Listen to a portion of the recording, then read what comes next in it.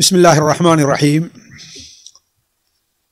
الحمد للہ رب العالمین وصلی اللہ علی نبینا محمد وعلی آلہ واصحابہ اجمعین۔ پیارے بھائیوں اور عزیز ساتھیوں، اللہ تبارک و تعالی اپنی کتاب قرآن مجید میں فرماتا ہے یرفع اللہ الذین آمنوا منکم والذین اوتوا العلم درجات۔ جو لوگ تم میں سے ایمان لائے اور جن کو علم عطا کیا گیا، جو لوگ تم میں سے ایمان لے آئے اور جنہیں علم عطا کیا، اللہ تبارک و تعالی نے ان کے درجے بلند کیے ہیں۔ یعنی اہل ایمان کے درجے غیر اہل ایمان سے بلند ہیں، اور اہل علم کے درجے اہل ایمان پر بلند ہیں۔ یعنی جو لوگ اہل ایمان ہیں ان کے درجات جو غیر اہل ایمان ہیں وہ ان سے بہت بلند ہیں۔ اب جس طریقے سے ایمان میں بڑھوتری ہوتی جائے گی ایسے ہی درجات بلند ہوتے جائیں گے۔ اسی طریقے سے اہل ایمان میں جو اہل علم ہیں، اللہ تبارک و تعالی نے ان کو جو درجہ دیا ہے وہ عام اہل ایمان کو نہیں دیا ہے، جس کا مطلب ہے کہ ایمان کے ساتھ دینی علم سے واقفیت اللہ تبارک و تعالی کے نزدیک درجات کی بلندی کا سبب ہے۔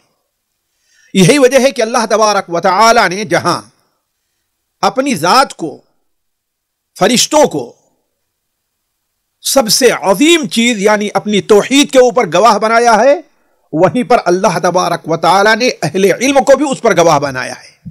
شہید اللہ انہ لا الہ الا هو والملائکۃ واولو العلم قائما بالقسط۔ ایسا کیوں ہو ساتھیوں؟ وجہ اس کی کیا ہے؟ اس لیے کہ اہل علم نبیوں کے وارث ہیں، نبیوں کے علم کے حامل ہیں۔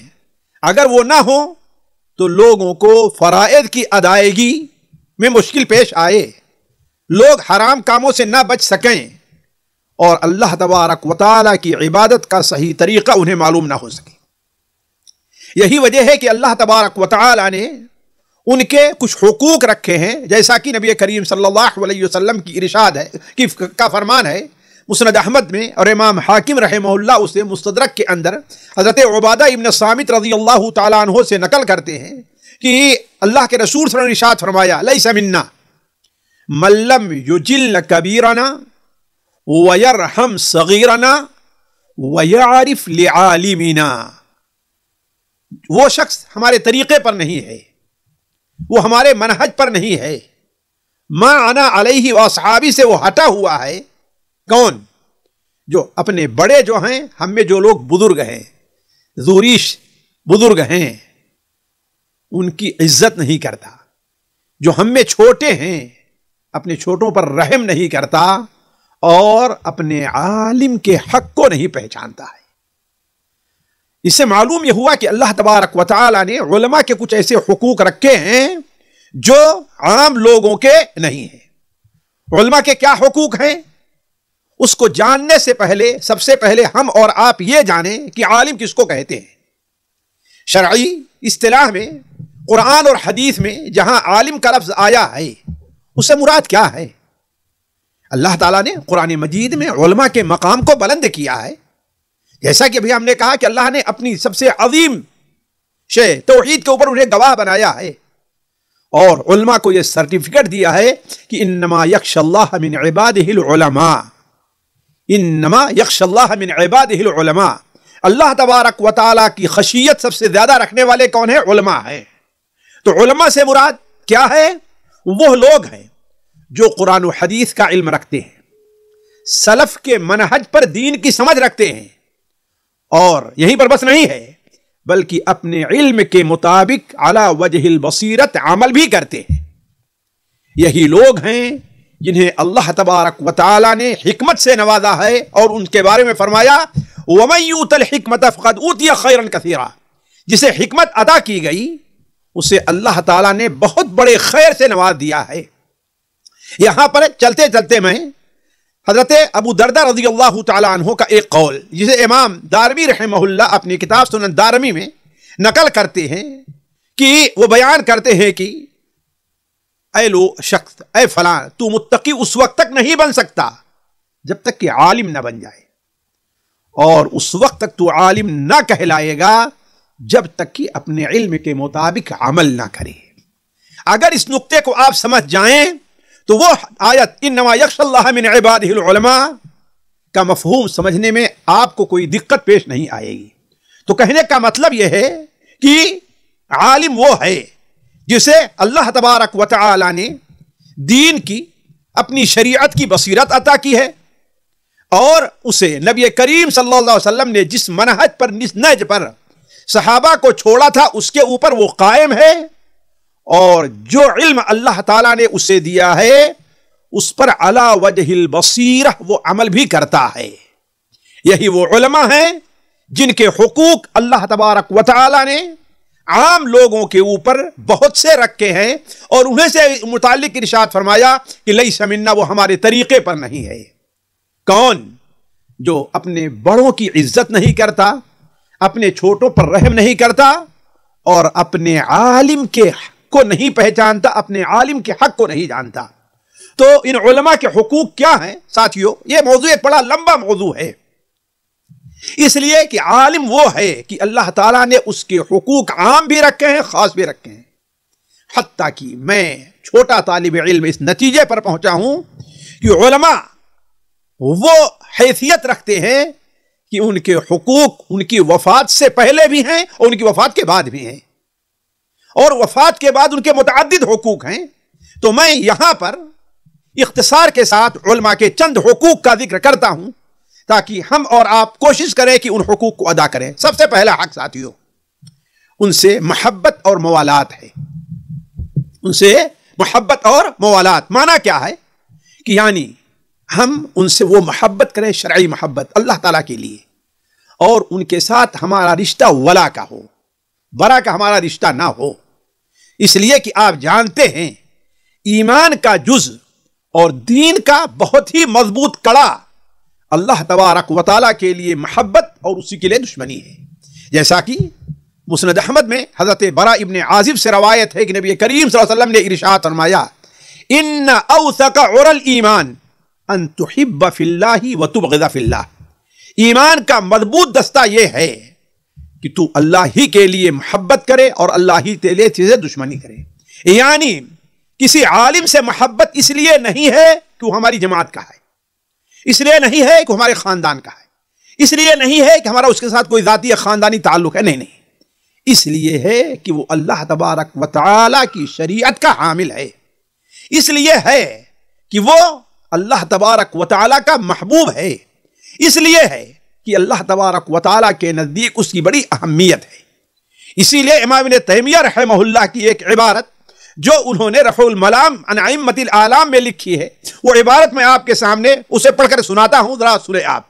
امام ابن تیمیہ رحمہ اللہ فرماتے ہیں کہ اللہ اور اس کے رسول سے موالات کے بعد مسلمانوں میں مؤمنین سے موالات رکھنا، یعنی ولا کا رشتہ، ان کے ساتھ محبت ہے، ان کی تائید ہے، ان کی مدد ہے، ان سے قرب ہے، ہر چیز جو ہو سکتی ہے اس سلسلے میں، خیر خواہی کے سلسلے میں، وہ ہے موالات رکھنا، جیسا کہ قرآن اس کی صراحت کرتا ہے، خصوصاً علماء سے جو انبیاء علیہم السلام کے وارث ہیں، جنہیں اللہ تبارک و تعالی نے یعنی علماء کو ستاروں کے مانند قرار دیا ہے، بحر و بر کی تاریکی میں ان سے رہنمائی حاصل کی جاتی ہے، اور ان کی ہدایت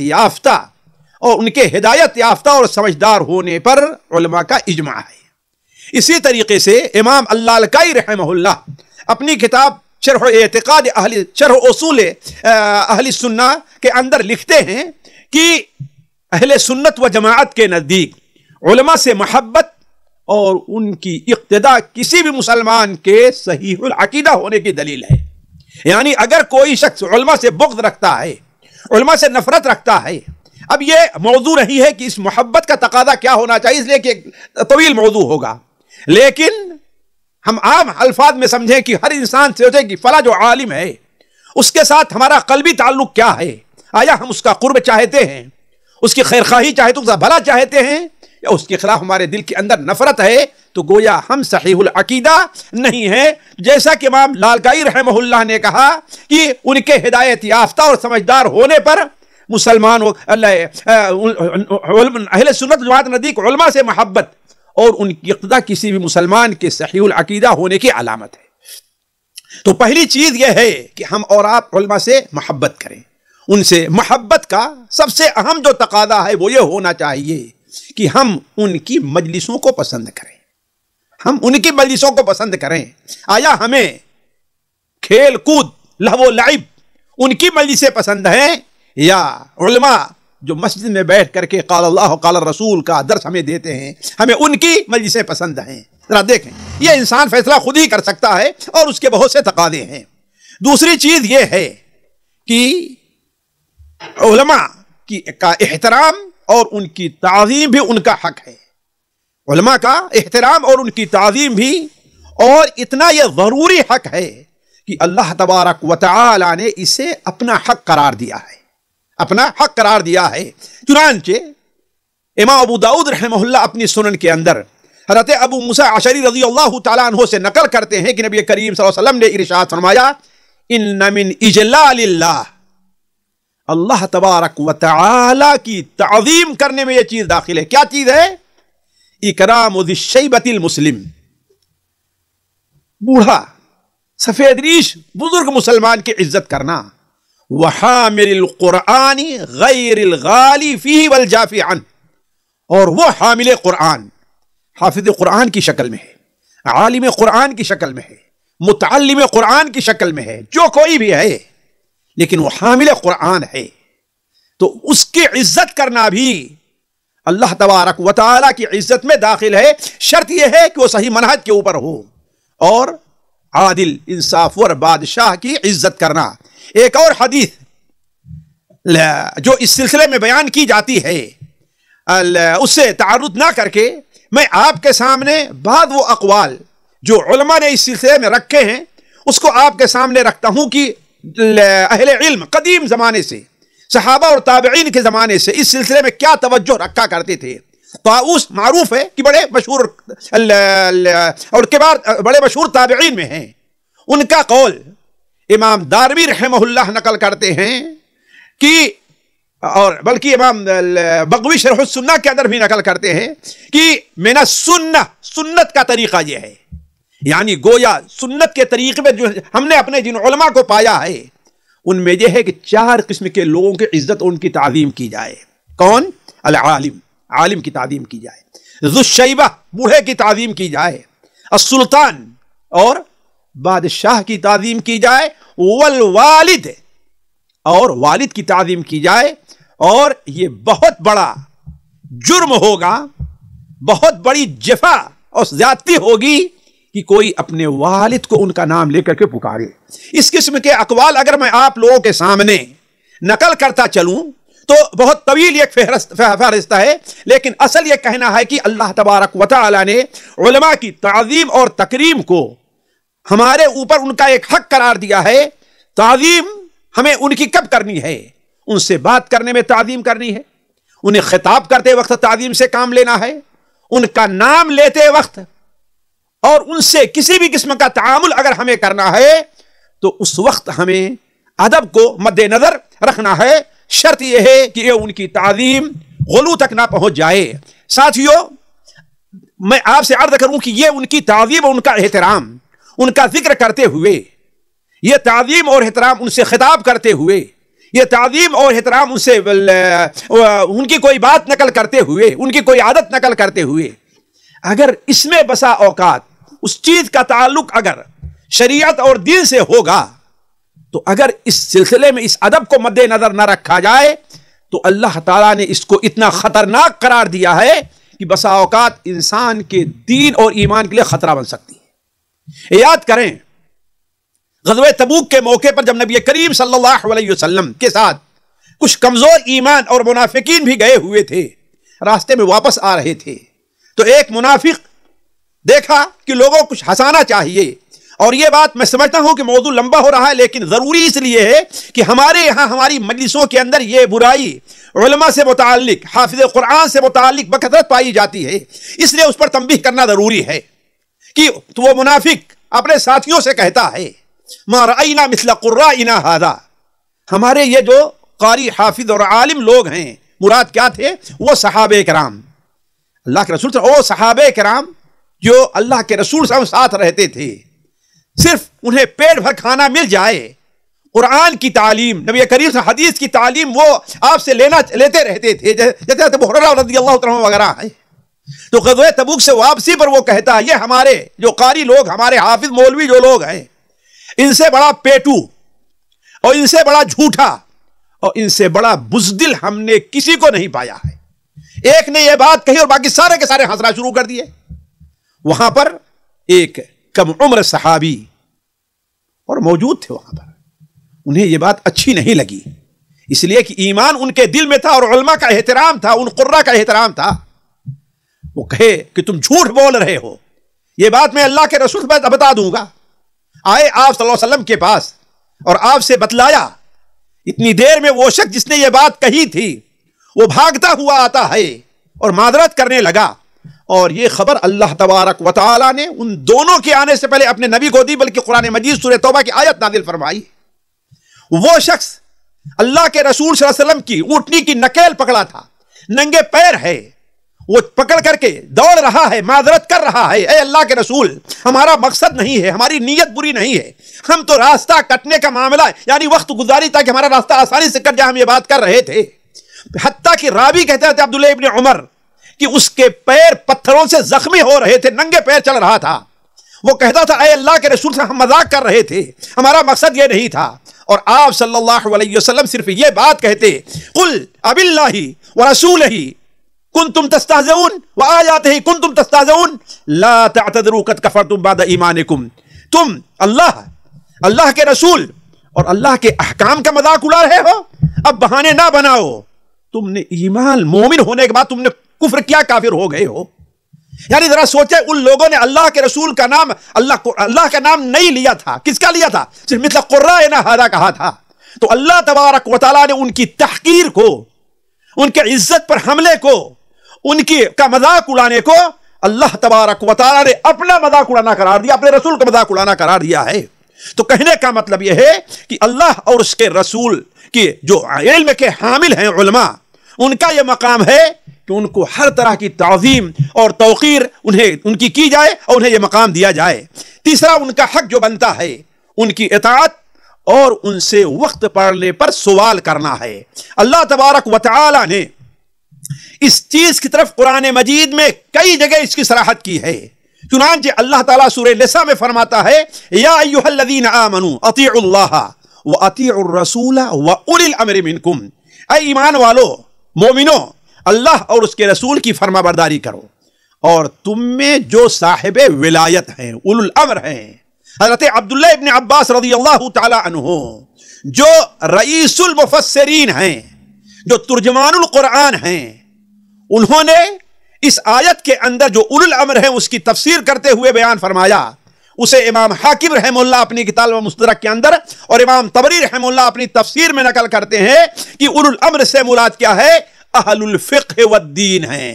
اہل الفقہ والدین یعنی وہ لوگ جو دین کی سمجھ رکھتے ہیں، اور وہ لوگ ہیں جو لوگوں کو اللہ تبارک و تعالی کا دین سکھلاتے ہیں، بھلائی کا حکم دیتے ہیں، برائی سے روکتے ہیں۔ اللہ تبارک و تعالی نے ان کی اطاعت کو ہمارے اوپر واجب قرار دیا ہے۔ ایک حدیث ایک آیت میں اور اللہ تعالی فرمایا فَاسْأَلُوا أَهْلَ الذِّكْرِ إِن كُنتُمْ لَا تَعْلَمُونَ، اگر تم جانتے نہیں ہو تو یاد رکھو، جو لوگ جانتے ہیں، جو یاد رکھتے ہیں، ان سے تم سوال کرو۔ کہنے کا مطلب یہ ہے کہ اللہ اور رسول کے ساتھ ساتھ اہل علم کی اطاعت ضروری ہے، شرط یہ ہے کہ ان کی بات قرآن اور حدیث سے ٹکرائے نہیں۔ اگر وہ قرآن حدیث کی بات کسی کو بتلاتے ہیں، کسی سمجھا رہے ہیں، تو لوگوں کے اوپر واجب ہے کہ ان کی بات مانیں۔ اور ساتھیوں ذرا اس بات کے اوپر غور کریں، مسلمانوں کے ولی امر دو قسم کے ہیں، ایک وہ ہے جو حاکم ہے، دنیاوی امور سے متعلق ان کا حاکم ہے، اور دوسرے وہ ہیں جو دینی امور سے متعلق ان کے حاکم ہیں۔ پہلے سے مراد بادشاہ اور وزیر اعظم وغیرہ ہیں، اور دوسرے سے مراد جو ہے وہ علماء ہیں۔ ان دونوں کی اطاعت کا اللہ نے ہمیں اور آپ کو حکم دیا ہے، بلکہ اگر آپ دیکھیں تو ولی امر حاکم سے متعلق اللہ کے رسول نے بڑے واضح طور پر بیان فرمایا کہ من اطاعنی فقد اطاع اللہ، جس نے میری اطاعت کی اس نے اللہ کی اطاعت کی، ومن یعصنی فقد عصى اللہ، اور جس نے میری نافرمانی کی اس نے اللہ کی نافرمانی کی۔ وَمَن يُطِعِ الْأَمِيرَ فَقَدْ أَطَاعَنِي، جس نے امیر کی اطاعت کی اس نے میری اطاعت کی، اور جس نے امیر کی نافرمانی کی اس نے میری نافرمانی کی۔ تو جب دنیاوی معاملات میں امیر کی اطاعت اللہ اور اس کے رسول کی اطاعت کا ہم معنی ہے، تو دینی معاملات میں ان کی اطاعت میں کس کو کلام ہو سکتا ہے، کس کو شبہ ہو سکتا ہے۔ تو کہنے کا مطلب یہ ہے ان کا یہ حق ہے، ہم اگر کوئی بات نہیں جانتے ہیں تو ان سے پوچھیں، اور دلائل کی روشنی میں جو کچھ ہمیں بتائیں اس کے اوپر عمل کرنا واجب ہے، اس کے اوپر عمل کرنا فرض ہے۔ اگر ہم بغیر ان سے پوچھے ہوئے، جیسے کہ بہت سے لوگ ہیں اردو پڑھ کر کے، چند کتابیں پڑھ کر کے، چند خطبات کو سن کر کے، اب اپنے طور پر جو کسی آیت کا کسی حدیث کا مفہوم سمجھتے ہیں تو یہ سمجھ کر کے علماء سے ٹکرانا شروع کر دیتے ہیں، علماء کی بات کو رد کرنا شروع کر دیتے ہیں، علماء کے اوپر آوازیں اٹھانا شروع کر دیتے ہیں، ان کی غلطیاں نکالنا شروع کرتے ہیں۔ اور بہت سے لوگوں کو اللہ تبارک و تعالی اگر بات کرنے کا اسلوب دیتا ہے، کوئی بات پیش کرنے کا اچھا اسلوب دیتا ہے، تو عوام کے اوپر اس طریقے سے چھا جاتے ہیں کہ گویا یہی حق ہے، اور نعوذ باللہ من ذالک بعض عوام جہالت کی بنیاد پر یہ تصور کرنا شروع کر دیتے ہیں کہ ان علماء نے اب تک حق کو چھپایا اور ہمارے سامنے بیان نہیں کیا، نعوذ باللہ من ذالک، جیسا کہ اس کے بہت سے مشاہدات ہمارے اور آپ کے سامنے ہوں گے۔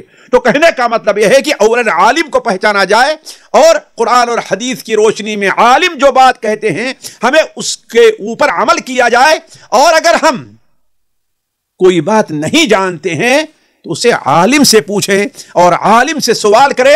بغیر سوال کیے اگر ہم نے کسی بات پر عمل کر لیا تو یقین مانیے اللہ تعالیٰ کے ہاں ہم بری نہیں مانے جائیں گے، اللہ کے ہاں ہماری گردن ناپ دی جائے گی۔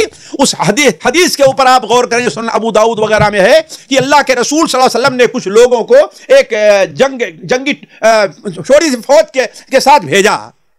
جس علاقے میں آپ نے بھیجا تھا اس علاقے میں سخت سردی پڑتی تھی، اور اس ٹولی میں سے ایک شخص کو آ کر کوئی پتھر لگا تھا یا سر میں چوٹ لگ گئی تھی، جس کی وجہ سے اس کا سر زخمی ہو گیا تھا۔ اب ہوا یہ کہ رات میں اسے غسل کی حاجت ہو گئی، احتلام ہو گیا۔ اپنے ساتھیوں سے پوچھتا ہے کہ اب میں کیا کروں، اگر غسل کرتا ہوں تو مجھے خطرہ ہے، اور اگر غسل نہیں کرتا تو میں ناپاک رہوں گا، نماز نہیں پڑھتا، کیا میرے لیے تیمم جائز ہے؟ تو وہ لوگ ذرا سوچیں، وہ صحابہ تھے، ان سے اس بارے میں بھول ہوئی۔ تو آج کل کے جو لوگ عربی نہیں جانتے، وہ عربی کا ترجمہ بھی نہیں جانتے، ایک آیت کا بھی ترجمہ نہیں جانتے، اور فتویٰ دینے کھڑے ہو گئے ہیں، ان کا کیا حشر ہونے والا ہے؟ تو ان میں سے لوگوں نے کہا کہ ہم تمہارے لیے تیمم کی رخصت نہیں پاتے، تو اس شخص نے نہایا، اور نہانے کی وجہ سے اس کا انتقال ہو گیا۔ جب وہ واپس آئے، لوگ کریم صلی اللہ علیہ وسلم سے اس کا ذکر کیا تو آپ نے کیا فرمایا؟ قتلوہ قتلہم اللہ، اسے قتل کر دیا لوگوں نے، اسے مار ڈالا، اللہ ان لوگوں کو ہلاک کرے۔ اگر معلوم نہیں تھا تو پوچھ کیوں نہیں لیا؟ کسی عالم سے سوال کیوں نہیں کیا؟ اپنے فتویٰ کیوں دینے لگے؟ اپنے فیصلہ کیوں کرنے لگے؟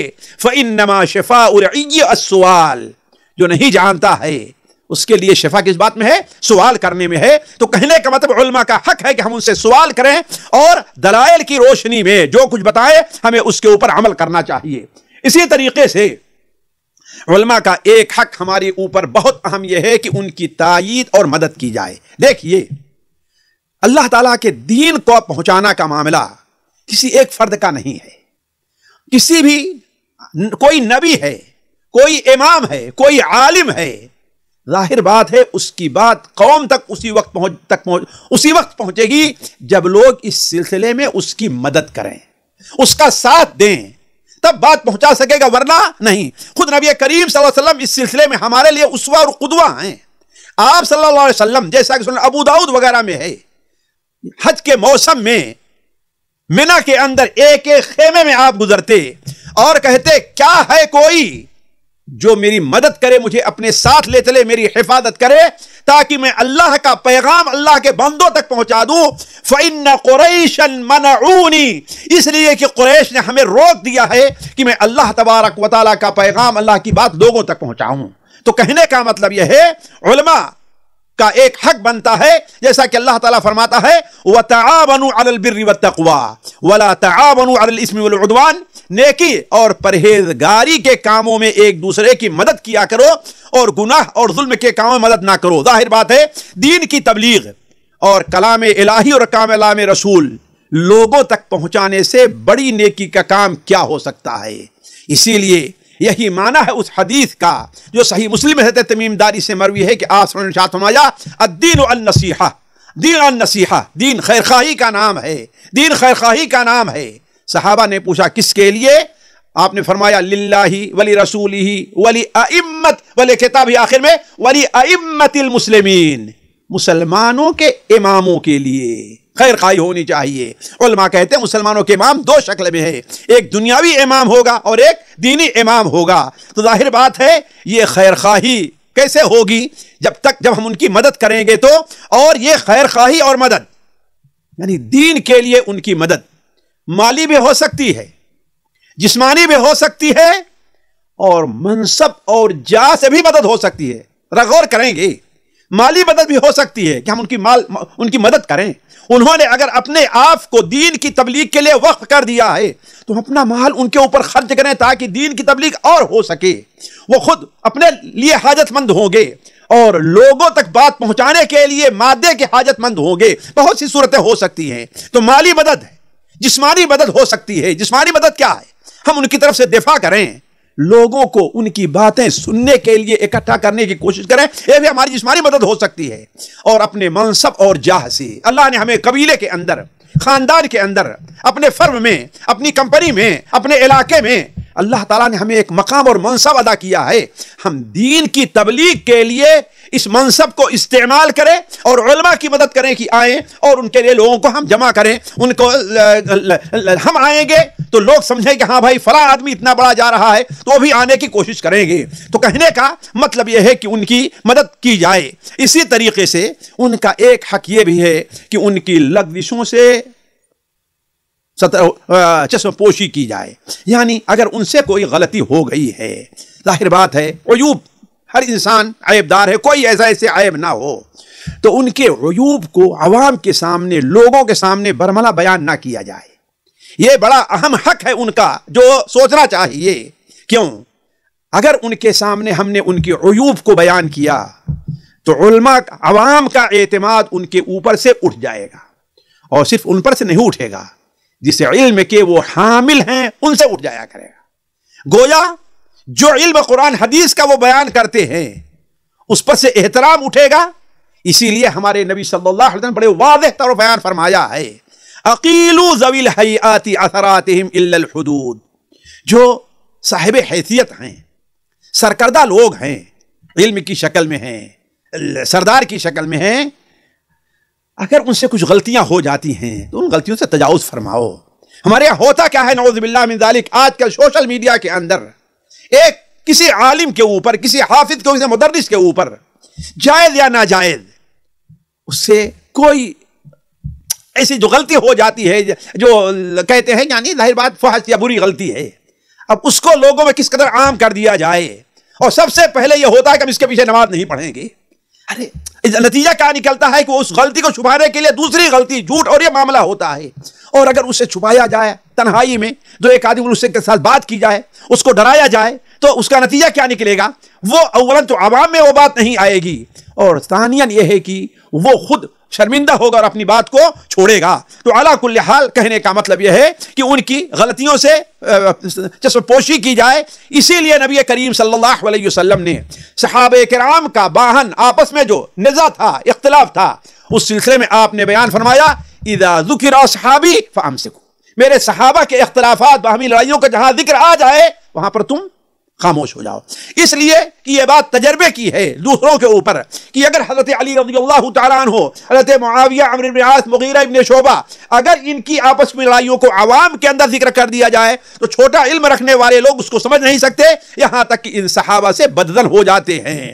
آخر میں ایک اور ان کا حق یہ بنتا ہے کہ ان کے لیے دعا اور استغفار کیا جائے، جیسا کہ اللہ کے رسول صلی اللہ علیہ وسلم نے کیا ارشاد فرمایا۔ اللہ تعالیٰ کیا فرماتا ہے؟ والذین جاؤوا من بعدہم یقولون ربنا اغفر لنا ولاخواننا الذین سبقونا بالایمان، اور وہ لوگ جو ان کے بعد مہاجرین اور انصار کے بعد آتے ہیں وہ دعا کرتے ہیں کیا؟ ربنا اغفر لنا، اے اللہ تو ہمیں معاف کر دے اور ہمارے ان بھائیوں کو معاف کر دے جو ہم سے پہلے گزر چکے ہیں، اور ان کے وجہ ان کی طرف سے ہمارے دل کے اندر کوئی بات نہیں ہونی چاہیے۔ اور ساتھیوں میں تو کہتا ہوں ایسا کیوں نہ کیا جائے، ان کے لیے دعائے مغفرت کیوں نہ کریں؟ اللہ تعالیٰ کی ہر مخلوق ان کے لیے دعائے مغفرت کرتی ہے، تو انسان تو زیادہ حقدار ہے کہ ان کے لیے دعائے مغفرت کرے۔ جیسا کہ آپ جانتے سن ابو داؤد وغیرہ میں ہے کہ اللہ کے رسول صلی اللہ علیہ وسلم نے ارشاد فرمایا کہ وَإِنَّهُ لَيَسْتَغْفِرُ لِلْعَالِمِ مَنْ فِي السَّمَاوَاتِ وَالْأَرْضِ حَتَّى الْحِيتَانُ فِي الْمَاءِ، اور عالم کے لیے دنیا کی ہر چیز دعائے مغفرت کرتی ہے، یہاں تک کہ پانی کی مچھلیاں بھی۔ اور دوسری روایت سنن ترمذی وغیرہ ہے، وہ ابو امامہ سے ہے، اس میں یہ ہے حتی النملۃ فی جحرہا، یہاں تک کہ وہ چونٹی جو اپنے سوراخ میں ہے وہ بھی خیر کی تعلیم دینے والے کے لیے دعائے مغفرت کرتی ہے۔